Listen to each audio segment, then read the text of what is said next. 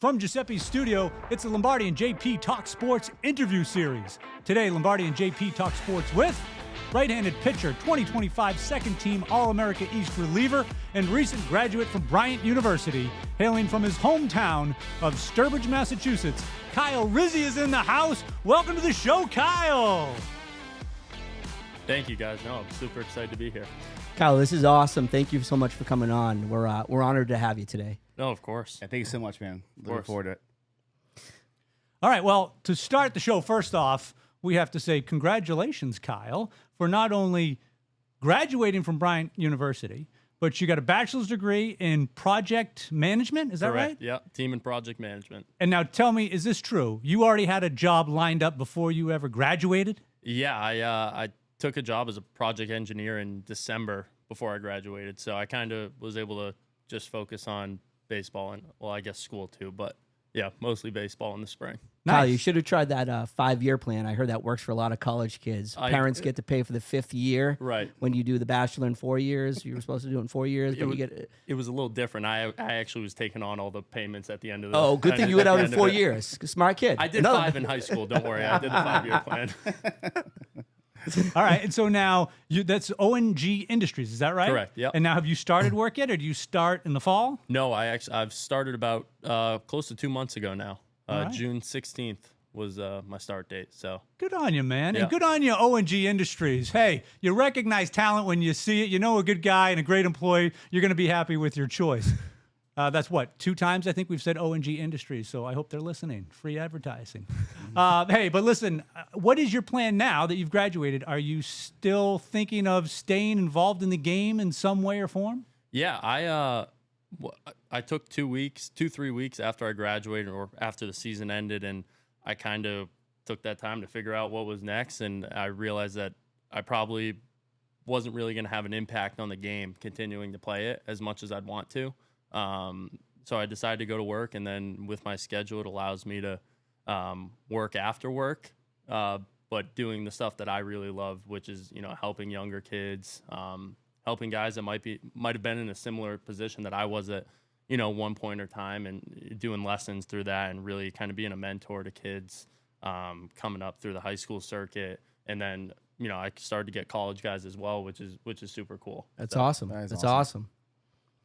So my first question for you, Kyle, and I'm dying to know this. You probably had offers from all over. Why Bryant? What struck you like this is a great fit for Kyle Rizy? Why Bryant? And what other schools were in the running? Yeah, my recruitment process started my sophomore year of high school, and I think my first offer was from LaSalle University down in West Philly. And then I went through it for a couple years, and then I went to a Bryant camp, but the night before I got in a car accident on Route 20, and I hobbled in on crutches, and that next day they offered me. And I had a few others, like I was talking to Wake Forest, but, a big thing that we grew up with was family is everything. I wanted to be close to home, and especially like my parents have done so much. I thought it was like I would have gotten the same opportunities elsewhere that I would at Bryant, and it had what I was looking for in terms of school.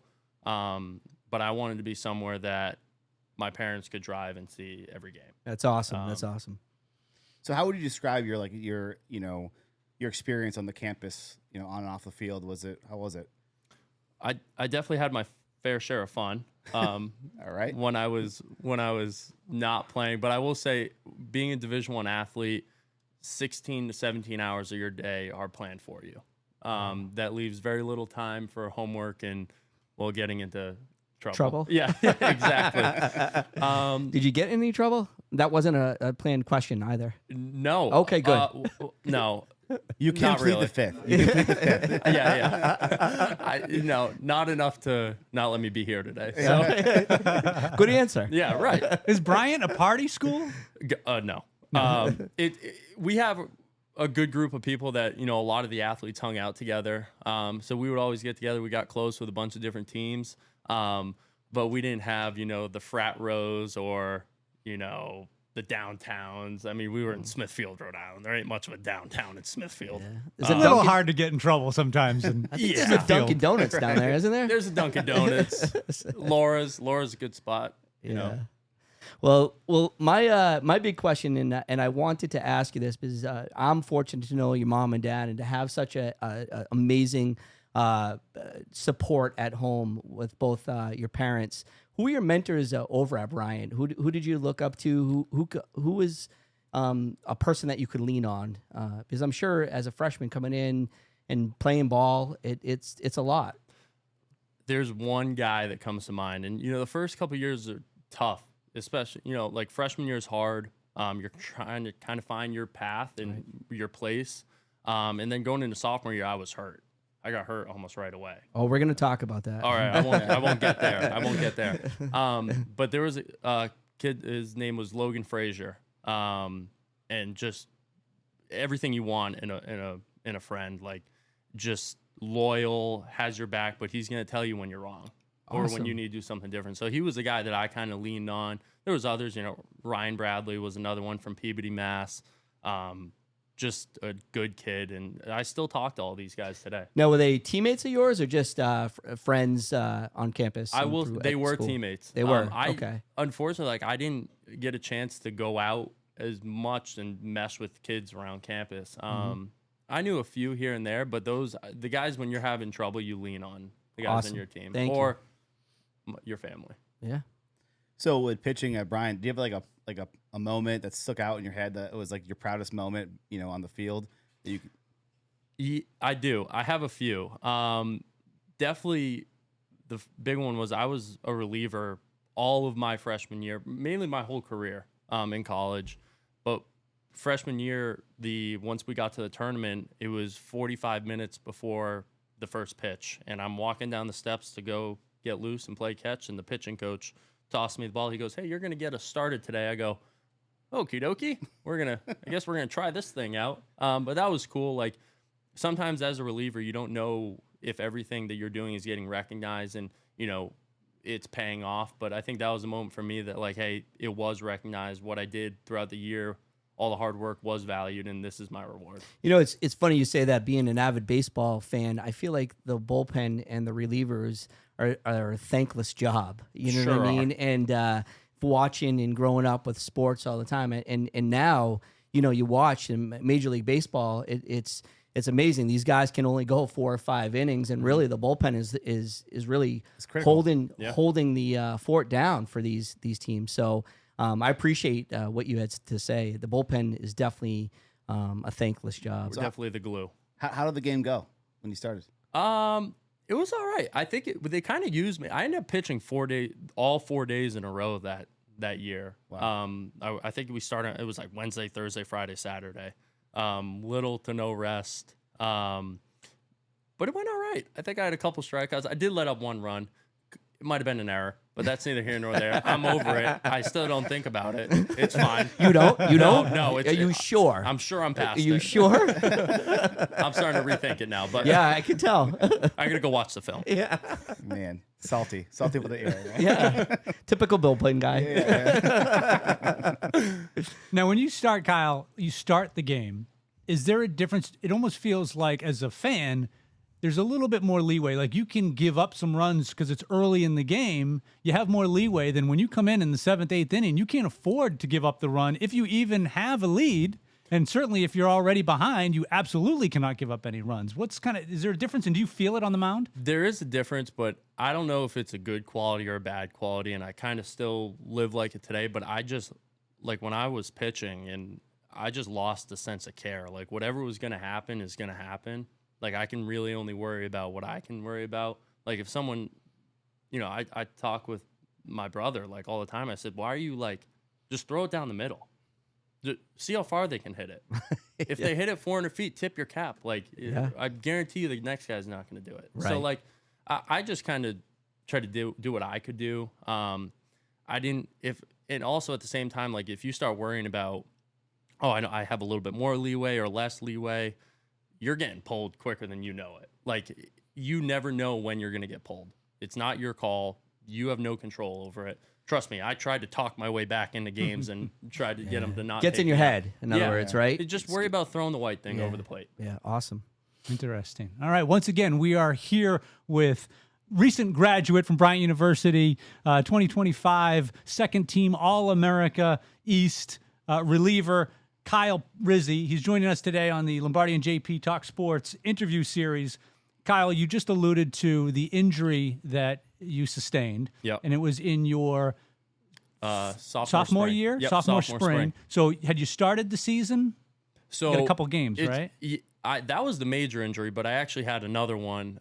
We were just about to leave for High Point the first weekend of the year in February, and we were leaving on Wednesday, and I threw a bullpen on Tuesday, and I ended up tearing my labrum that Tuesday. So I missed the first 4 weeks. I think I picked up in week 5 against URI, started, and then pitched a couple more times, and then it was clear as day. Like Wow. I remember it like it was yesterday. It was a Friday night start. My first one, like that was always the goal. As a pitcher in college, you want that Friday night start. You want to open up the series and kind of set the tone. I got it, like goal achieved. And on the 13th pitch of the inning, I felt it was a curveball ended up being, I believe, the rookie of the year that year. No kidding. Yep. But I ended up getting out of that inning. I kind of went back into the dugout and like everything went black. Before I knew it, I'm getting tapped on the shoulder like, hey, inning's over, go back out. I kind of forgot about what just happened, like my elbow blowing up. But I went back out and I ended up getting another out. And then there's a nerve, your ulnar nerve that runs underneath the groove. Ended up popping out, so my hand locked and I couldn't pick up the baseball. So you actually pitched after the injury occurred. Yeah, that's like my claim to fame now. I got two outs at Division I level. That with should a be torn claim UCL. to fame. Yeah, Wow. seriously. That's insane. Yeah. That's nuts. Yeah. It wasn't until your body physically wouldn't allow you to throw a baseball that you kinda- stopped. It shut it down on me. Yeah, right. I wonder Body's if it an was amazing the thing. adrenaline. Do you think it was the adrenaline? I mean, how do you do that? Yeah, I think it must have been like adrenaline and shock. And I remember like when I went out for that second inning, I didn't even pull myself out. I remember one of my roommates was in the dugout and he saw me moving my hand weird. He goes, hey, you got to go get him out. Like something is not right. So thankfully he probably saved me some recovery time. Oh, getting no me out doubt. of there. No doubt.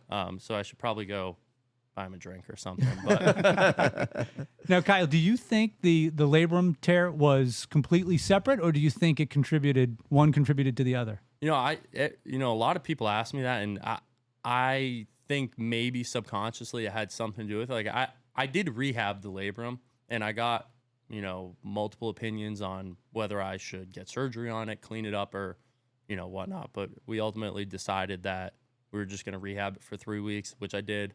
Then I got back to throwing, and I think it did. Usually it's kind of a chain reaction. Like when something's not right, something else goes wrong. Right. But I think it did a little bit. Yeah. Makes sense. Quick question about that. I want to follow up with that. Mentally and physically, what's the toughest part? Is it a mental aspect of things? Is it a physical aspect of things? Walk us through the recovery process. How do you deal with that? I mean, we see it. It just seems like with baseball today, it's inevitable. I hate to say it. Tommy John is almost inevitable. Like, when is it going to happen to somebody? It happened to our ace, Garrett Cole. Yeah. You know what I'm saying? It just seems like it's always going to happen. Walk us through it. I think the rehab process physically is mine was 15 months, and it was a lot. It was very tedious, very structured, and it's not just a linear progression. It's very up and down.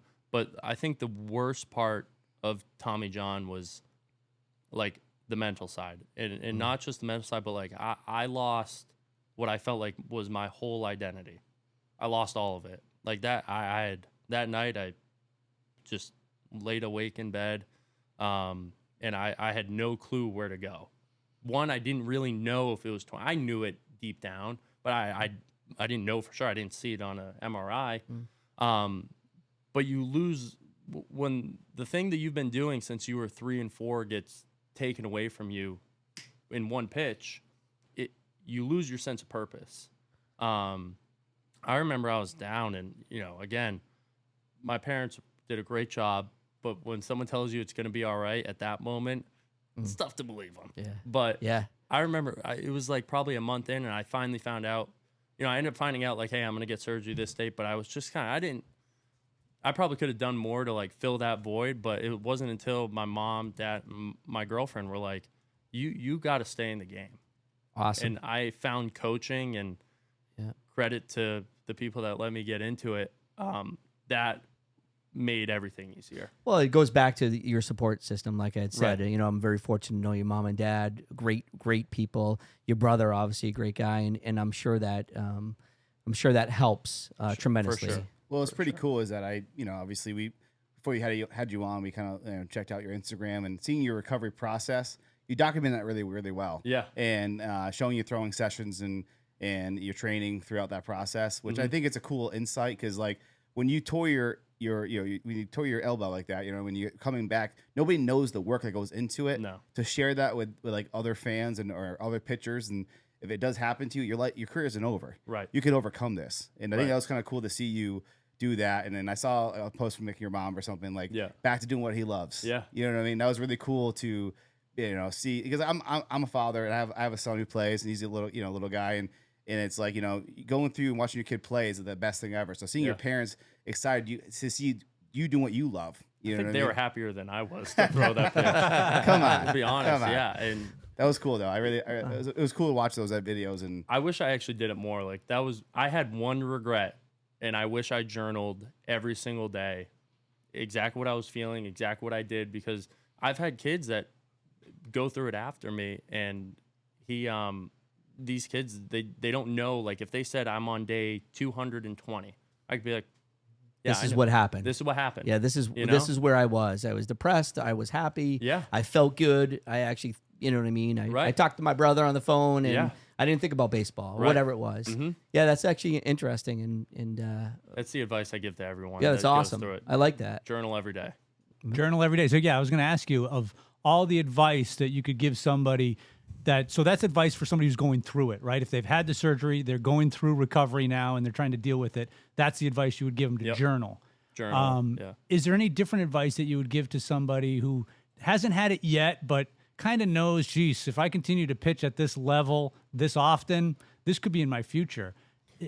What do you tell them? Yeah, so the way I look at it is you never know that it's going to happen. Some people, it's different. Like mine was one pitch. Other people, it's like I'm dealing with arm pain for 3 months. I'm resting here, resting there. So the people that don't have it yet, I wouldn't prepare them for it. Because I think you start changing stuff, and then you make it even more. The goal is not to get it, obviously, but the kids that are dealing with arm pain, I tell them to listen to your body first and foremost. Mm-hmm. Your body knows best, but also just do the right stuff day to day. And then the kids that do end up having, I would say one other thing besides journal is like every single day, win one part of your day. And for me, I talk about it all the time, but it sounds so small, but like get up and brush your teeth. That's a win. You know what I mean? Go drink a bottle of water in the morning. That's a win. Now you're up to 2. And as soon as you start stacking those little wins, really good things happen. So I gotta ask you, and what would Kyle Rizy, the graduate, say to Kyle Rizy, the freshman? It's just a game. It's just a game. Come on. That's too easy. At the same time, one, go have fun. I took it very seriously early on, and I wish I just kind of dove into my teammates a little bit more, enjoyed the off time that we did. But I was always so focused on the next day. But I would say work hard, but also enjoy yourself too. Don't miss out on your opportunities. Exactly. These past 3 months almost that I haven't played, 2 months, I don't miss baseball yet. I probably will at some. I don't miss baseball. That's interesting. very interesting. Yeah, and I've been able to stay involved, and I get to watch Mav. That's enough for me. I do miss being in the locker room, being around 40 guys. Just like every day I would go in. Practice was at 2:30. I'd be there by 12. Just chalking it up. Well, there's a rumor. I heard you don't miss it because you're working on your golf game. Well, I did go out to the putting green a couple times. Yeah, before yeah. practice. I'm not talking about mini golf, by the way. No, I got, it needs a lot more work. So Okay. clearly I didn't work on it enough. All right, fair enough. So much that you had to become a member somewhere so you could really work on that golf game. And then I ended up working too much. So today was like the first time I've been out in a little, or the past couple of days have been the first time I've been out. But yeah, I probably should take the same advice now, like stop working so much. But And enjoy it and enjoy your golf game a little exactly. bit. Right? Don't take it so seriously. I think I got that from my father. He has a hard time not working. That is true. So go back to the recovery. One more thing on the recovery though. Yep. During it, the process, how was like the support from your family, friends, and like your hometown? Like, did when you came back to Sturbridge and you're recovering and stuff like that? How was that? Do you have a good support system around you while you're going through the process? Yeah, it was. My support system was my family, and then people that I kind of handpicked in a way to kind of form this circle in terms of the actual recovery, the throwing, the PT and stuff like that. But all throughout college, like Sturbridge has been a really big part of what I am. Like I'm big on like everyone here. There's a small group. There's a group of people that don't like me because I left Tantascwa. Right. But you know what? Like I say, so what? I don't know if they don't like you. I think they just thought that, oh my God, this amazing athlete left us. Maybe. And I don't think doesn't it's come every year, Yeah, Like, yeah, we don't. and now he's leaving us. Yeah, we don't get like a Kyle Rizy coming down the road. But you have to do what's best for you. That's exactly. right. And That's you know right. what? Best for your playing career. And Everybody had the option to either support us, me and my brother, or not support us. And some people chose to not support us. But that's fine. We have a group, like my parents' friends, great group of people. Like Lombardi and JP talk sports. Exactly. That's why I'm here. Right. I just like to hang out with good people. All right, good. Right. Yeah. Well, thank you. I'm here. I don't know about JP, but I'm here for you. I might be so- staying over. You might not be able to get rid of me. I got plenty of extra room for you. You got a new co-host. I'm out. That's support. I think you would actually look real good in this seat. Actually, No. That's it. I like the side. you sure? You got a better face for the camera. I don't know about that. I don't know about that. That's the kind of support we're looking Yeah, for. yeah, yeah. Replacement of JP. Can you help us out? This is really going sour right now. All right. Once again, we are here with Kyle Rizy. You alluded to your brother, Maverick Rizy, who is also going to be on the show. We're going to talk with him. He's actually right behind me right now, I believe. So I'm not even going to look, but we're gonna talk to Mav. We'll ask him questions. So you had talking about the high school, right? You went to Worcester Academy in Worcester, Massachusetts, away from about 30 minutes away from your hometown. Had a very successful 5-year varsity player, right? Well, Or was it 3 years. 3 years on varsity? I went after my sophomore year, then I redid my sophomore and then junior, senior year. Okay. So 3 years. I wish I did 5. Shoot. Yeah. I would have loved it. And your junior year, was that the year that you guys went 15-1? I believe so. Yeah. Oh, shoot, that's a long time. Oh, ago. look at that. I'm bringing I back the know. Listen to memories, that. huh? I know. I put that one away. Now I'm just on that freshman year Kyle, one. can I tell you something? If I went 15-1, I'd remember that. You Yeah. were like, I think so. I have to think about that. All I know is I mean, we how lost in many? the- Oh man, Wow, see, imagine it's that. right? The losses, everybody says that, right? You remember the losses more and they affect And you the more than the 15-1 wins. season, yeah. I mean, Yeah. that's whew. I think that might have been. I think junior year actually was the COVID year for me. I think that's the one where we were down in Florida, and then my mom, it was her first year being the nurse at Worcester Academy. She was tracking that map that everybody was with all the different positive cases. Sure. She's like, this ain't looking good. I'm like, Mom, it'll be fine. Don't worry about it. We're in beautiful Florida. We're on the beach right now. Yeah. Sure enough, she was right. It got canceled. I'm surprised. is a Florida bad- didn't shut down. Florida was open all through COVID. It was such a bad year for sports in general, Yeah. though. That year was just tough to watch. and- Yeah.